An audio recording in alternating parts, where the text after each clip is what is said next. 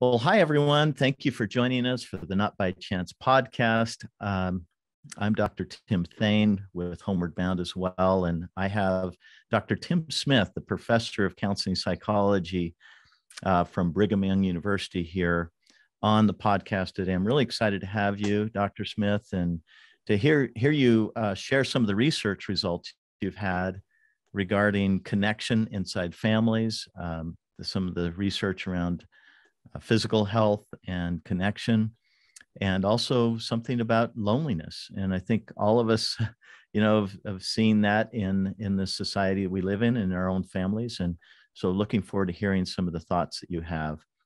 Dr. Smith, would you mind just giving the audience a little bit of the background you have before we jump into the topic of social connections? Sure. It's great to be with you and with your audience. I'm thrilled to be together. I think before we start, I just wanted to praise our listeners for listening.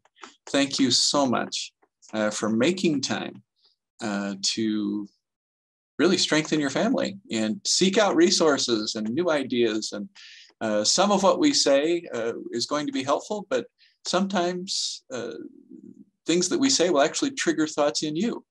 And so as you listen today, just, be open to whatever comes, and hopefully we'll be able to add to the resources you have. I've been working with families and youth for over 20 years. It's been a joy to teach here at Brigham Young University in the counseling psychology department, and to train people basically to go out and then work with your children. And several of our graduates have worked in programs like those that your youth have been in. And so I'm very much connected to you and your interests, and really want to be of use to you today. Oh, that's perfect. Yeah, so let's jump in now and tell us a little bit more about your background. I'm a psychologist, licensed psychologist. I also do quite a bit of research in mental health treatments, as well as you've mentioned, issues of loneliness and social support connection.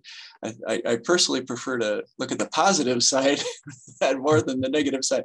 We hear a heck of a lot about the negative side in the media, but really we're wired for connectivity neurologically. So our brains are very social. And so we need each other physiologically, we need each other psychologically, and we also need each other on a heck of a lot of other levels. And some of those we'll be talking about today. That's absolutely true. I think we've all experienced the lack of some of that during the pandemic, as we're, trying to recover, I think, emotionally, socially, and a lot of other ways, mentally. Completely, yeah. That experience. And at Homeward Bound, I get a chance to talk to a lot of parents who have teens in treatment, and they're looking to transition their son or daughter back home again. And so they'll tell me their story, and it's not the first time they've shared it. When they get to me, they become a professional at sharing and summarizing the layers of information about their child, both their maybe diagnoses, but also the history. And without fail, it seems at this point, every family will tell their story, and they get to that point, in 2020, in the early part of the year, they'll say, and then COVID hit. Mm-hmm. And it's a period of time where they pivot and say, we were struggling a little before that, but everything spiraled at that point. And it had a lot to do with going virtual with everything, not seeing people face to face, going online a lot instead of in person. And so those connections were severed in some ways, or certainly hampered. Oh, absolutely. We see it among the parents that you're speaking with. In part of my work, I go out into the public schools, and I'm there quite often. The rates of mental illness and distress and acting out has just increased markedly. And I was just talking with a high school principal who was really lamenting this fact. But I've also, we've all seen it. It's everywhere. Yeah.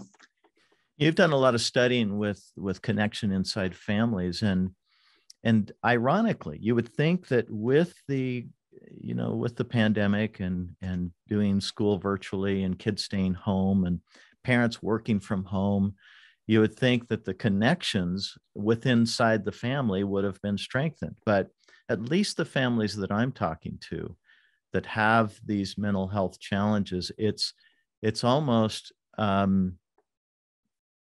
consistent to hear that there was a lot of self-isolating that started to happen. When you've got anxiety and depression, and on top of that, your parents are saying, I need to, because they don't have these real-time in-person connections going on, they started to see that, or believe that maybe more online connection would help with that. And instead, in many cases, it became this self-isolating scenario, even inside the family unit. And so their connections were hurt during that time as well. Exactly. And so I guess message number one out of that is, parents, please don't add additional guilt to yourself from this. What you're experiencing, other homes are also experiencing. Yeah. It has been tough, and you see it. It is absolutely hurting you, and it's hurting your child, and you feel for them that way. But when we do not receive, kind of adequate frequency of interaction, even if the quality of interactions with the parents is fine, or if it's not harmful, it's not enough. And so, yeah, these youth would then seek it out online and not get it that way. In fact, it could be worse because of social comparisons that people are constantly making. And let's be honest, the internet world that youth are communicating with is not always pleasant. There are people kind of implicitly making snide remarks about other people. There's kind of some downward comparisons. There's just some negativity, emotional negativity that they're also being exposed to. And so I guess what we could say is the social media is like a tool. It can be used to connect in positive ways. It's great to connect with grandpa and grandma who they never get to see, otherwise. But there's kind of the dark side, to any tool. Like a hammer, it can be used to build, construct, or it can be used to kill. And it is a problem.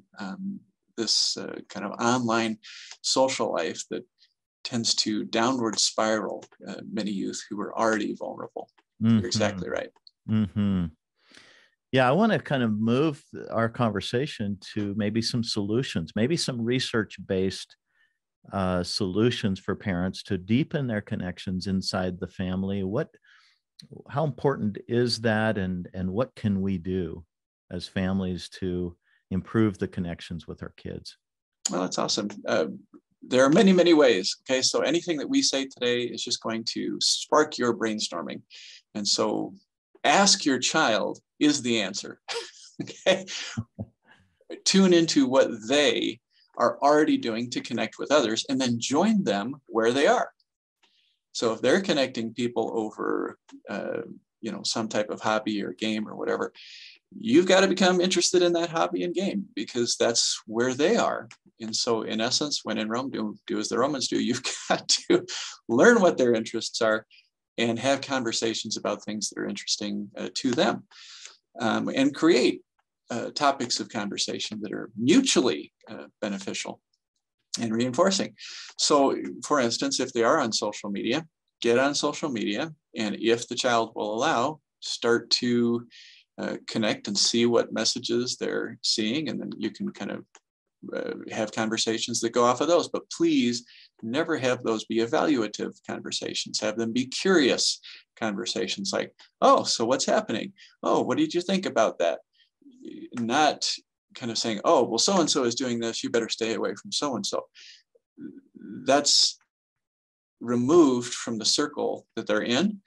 And so you might want to use that to correct. And if you want to join, unfortunately, it's going to come across as, well, yeah, I don't actually want you in my social media circles anymore. And that's obvious, but we do need to say it. And so if you can find apps that you can do together, games that you can do together, activities in person, of course, that you can do together, boy, things are going to really start to turn around.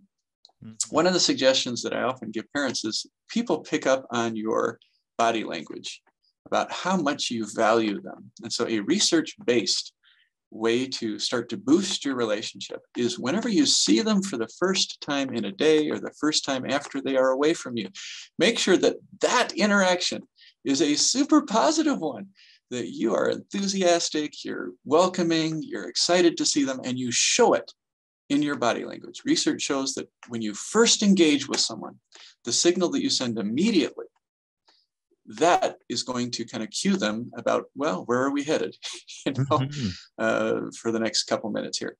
And so even if you're on the computer, even if you're on the phone with someone else and they walk in the door, you drop whatever that is.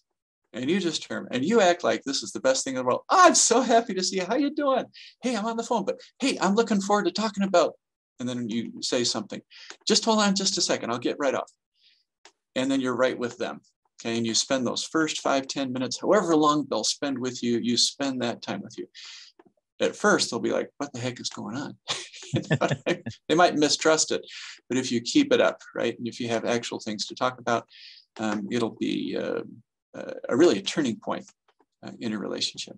Oh, that is such good advice. I was with my daughter a couple days ago, and she's joined us as a mentor here at Homeward Bound for some of the youth that we work with.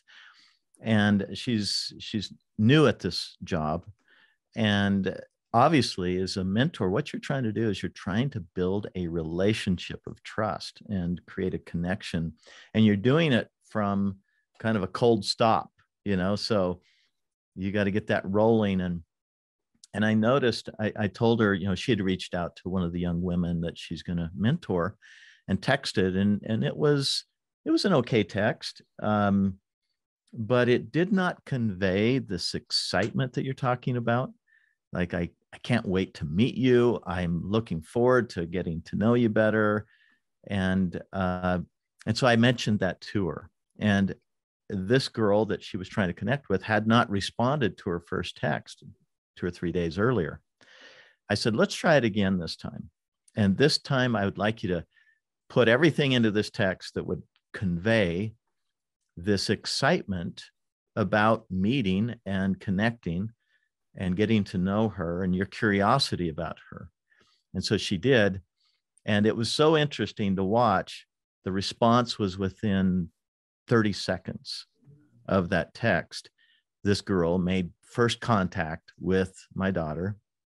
And so you're teaching us this principle that is so true, and it's so hard for parents to do that, because it's not a new relationship. There's old patterns. There's patterns of maybe business as usual, taking care of a lot of things that's on your plate. But what you're saying is help them know they are number one on the list of things, and that there's still excitement, there's still interest, there's curiosity. And like you said, they probably will go, what happened to my, my mom or my dad here? Yeah. But that's got to feel good. And I recently went on a camp out, not really a camp out. It was kind of a nice into a cabin, but with a bunch of young men, about 16 to 18 years old. And my son is one of them. And I was trying to connect with all these young men. And I noticed that I had upped my game for all of these young men. And it made me feel guilty about what I hadn't been doing with my own son, because it kind of paled in comparison. Like I wasn't stepping up for him like I was for these other young men. It was quite sad. Well, but you're learning from it, right? And so that's the key. Yes. But Yes. Tim, what we're talking about here is we all do this as parents, meaning comfort is actually the enemy of our quality relationships. Mm-hmm. And we just have to recognize that. We have to acknowledge that the comfortable way is the way we have been doing it, which is not how we want to do it again. Yeah. Which means necessarily that anything I do from this point has to be a little bit more uncomfortable, meaning different. That's all it means. It doesn't mean painful. It means different. Mm-hmm. I'm just going to try things in a different way. So what you did with these youth in the cabin, right, was you were a little bit more your fun side, Yeah. your Yeah. your connecting side. And by golly, isn't that what we wanted as kids? Mm-hmm. I mean, when our parents were just totally serious, okay, we understand. But when our parents were fun and when they were really with us, didn't that feel good? And isn't that what our children actually yearn for and want, right? Absolutely. So that's something anybody could do. Just make that decision and decide that you're going to intentionally be fun. You're going to intentionally treat them like a guest or a new person in your life, and that you're excited about, and you can really get into that. And so I love that suggestion. The old patterns of, you mentioned earlier that when we're engaging on social media or whatever it is with them, that we stay out of the judgmental realm or the evaluative realm of that. So can you give the audience a little more, any suggestions about how they can do that? Because that's super hard to do. Again, an old pattern is to constantly be correcting or teaching or lecturing or evaluating. What would you say to the parents that would like to do that, but they realize how hard that is? We all want to do that, meaning our kids are having struggles. And so it's so obvious to us what needs to happen, right? Yeah. And we can see solutions and we can see where they need to go. And so those things come to us so quickly, right? But we can kind of have a little empathy and say, okay, if I'm like in a work setting and my boss or supervisor is constantly telling me what I need to do, how am I going to feel about that? Am I going to enjoy going to work? Where I'm constantly being corrected and told that I need to do things differently. And so we can have a little bit of empathy, with that. And number one, just recognize the desire is good. We do want to benefit. We do want to bless, strengthen, uplift our children. And that is awesome. And oftentimes, number two, the best way to do that is indirectly rather than directly. I don't know how many times you've changed your life because someone told you to change your life. At least for me, very rarely. Okay? Mm-hmm. I often tend to change my life when I want to change my life. When I find kind of joyous reasons to do that. Mm-hmm. And so really what we're trying to do is motivate the positive desires that are already innate within our kids. And it's not by telling them. And so to recognize, number one, the desires are good. I do want them to change. That's good. But how I'm going to get there, number two, is not through direct telling at this point. Meaning young children, they do need to be told, yes, this is how you do things. This is how you do things. Okay, at this point, the children know it. If they're teens, they've heard it enough. I like that a lot. It reminds me of when I was getting my master's degree in marriage and family therapy, and we had a new professor move in and come to BYU, and she brought with her this idea of, they call it the reflecting team. I don't know if you have heard about that, a Milan therapy technique, where basically they'd have, when you're in training as a therapist, you get the opportunity to watch your colleagues, your peers, do therapy. And we're pretty rough at that stage, but we'd sit behind the one-way mirror and watch. And what she brought to the table was this idea of helping people overhear something less direct in terms of suggestions or ideas, but just overhear and let them just have the space and ability to pick and choose what they want from this conversation between us. And so I remember sitting in a room, one of the first couples I ever did therapy with, and we got to about halfway through, and I get the knock on the door from this professor, and she said, "Would you mind changing places with us? And you and the couple sit back here behind the one-way mirror, and me and your classmates will sit in the room, and we'll just reflect on what we've seen, questions we have, and we really don't know the answers, and maybe there'll be some things that they'll pick out of this. And it was really quite amazing to watch them just watch this and say, that's something I'm going to attend to. I agree with that, or that gives me an idea. And so that indirect idea is true everywhere, but probably especially with our own kids, where they get a little deaf to the constant direction and efforts of parents to try and guide them and direct them. I'm sure that's a really powerful concept for us parents. It is, and we can, and that's a beautiful example. What you shared. Our children, our youth who have been in treatment programs have experienced basically what that couple experienced. They've experienced an over-listening environment for weeks on end, sometimes longer, months on end. They have had an opportunity to share and to listen and to listen and to share, and people have listened to them quite a bit. And so they're used to that, being able to express themselves in an environment where what they say isn't evaluated. Mm-hmm. And now they're coming home. And so, in essence, they were used to being able to say whatever they wanted in a non-evaluated way. And if we can kind of ease into that, where we over-listen, as you were saying, even though it doesn't feel right, like, why in the world are you saying that? Please, what I mean? Yeah. We're going to bite our tongues. We're going to over-listen. We're going to observe. And that helps. Now, after making that conclusion, I recognize that some of your listeners are exactly kind of on the opposite end of the spectrum of what we've been talking, where they actually were already listening quite a bit. And so for a few of those listeners, you're saying, but I've done that. I've been listening.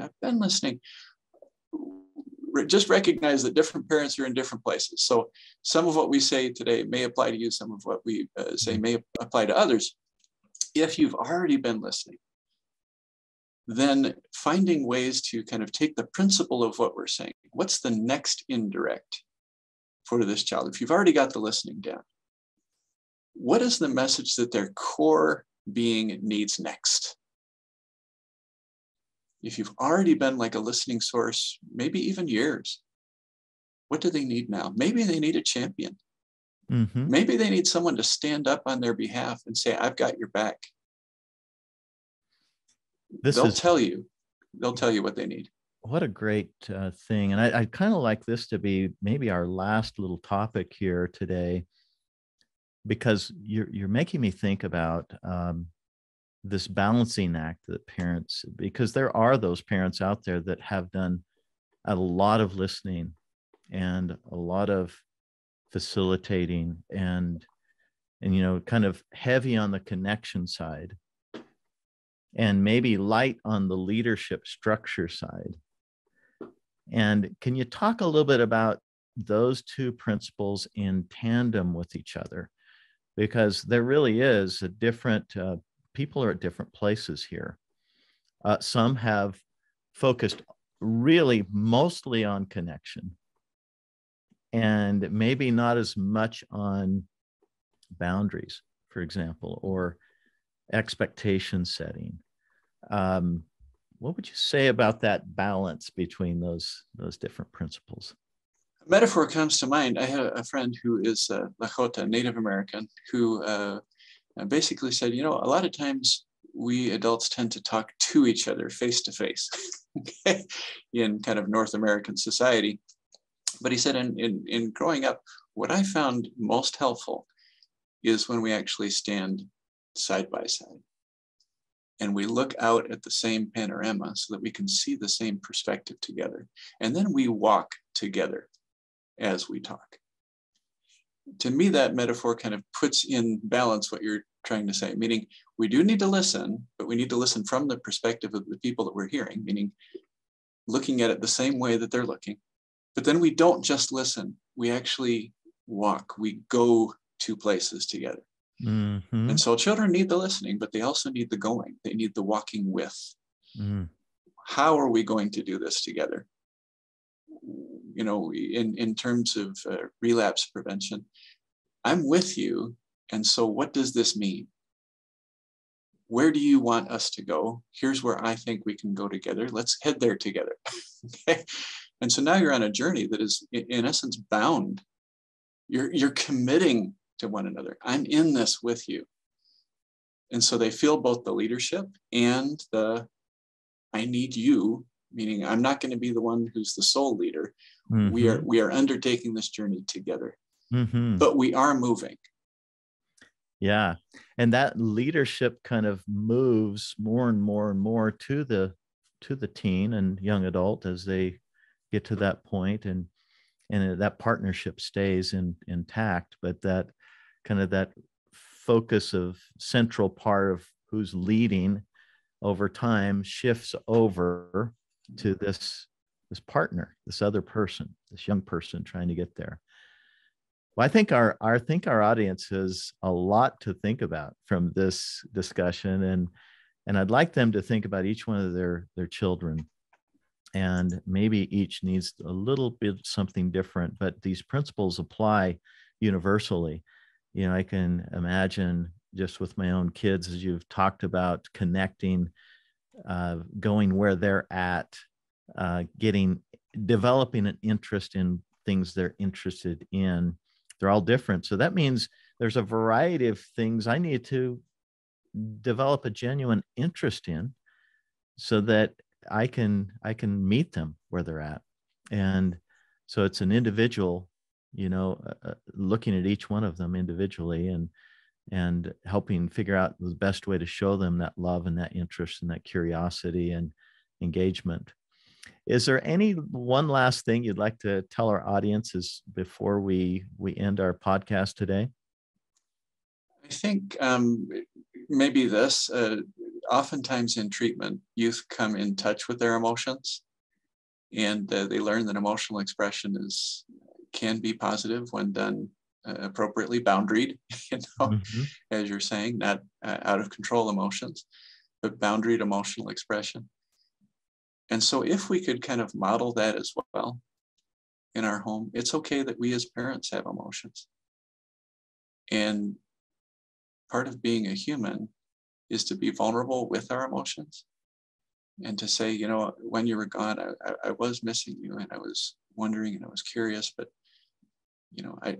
I am a little nervous because I just want to be better for you, now that you're back, and whatever other emotions they have, to not try and control our own emotions so much Mm-hmm. that we don't actually connect with our children who are sometimes in an emotional mess. Mm-hmm. And so if we can model that I have emotions, my emotions are part of me, I can manage them and I can share them. I can connect with you wherever you're at, because I also have my own messes. But we are together in this process. Mm. I think there's kind of a depth. We can say that we love, which is beautiful. Please do. Let's say that more often, right? But when we look into someone's eyes and say, I've been hurting with you, you're saying I love you in a way that may actually reach them more because you've revealed a different emotion. That's wonderful. Yeah. That is fantastic. And what a wonderful thing to end with there. And well, thank you, Dr. Smith. We appreciate so much your time and your thoughts. And I'm confident that so many of our parents have connected with what you've shared today, and that it will benefit them and their families. So thank you for your time and your knowledge. Thank you. We are all in this together. The whole reason why we're all doing this is because of that love that we were just talking about. And so just know you're absolutely not alone. There's abundant resources available, and we're sending all of our support. Keep at it. Wonderful. Well, thanks so much, and we will be in touch with you in the future, I'm sure. Thank you so much. Take care. Take care.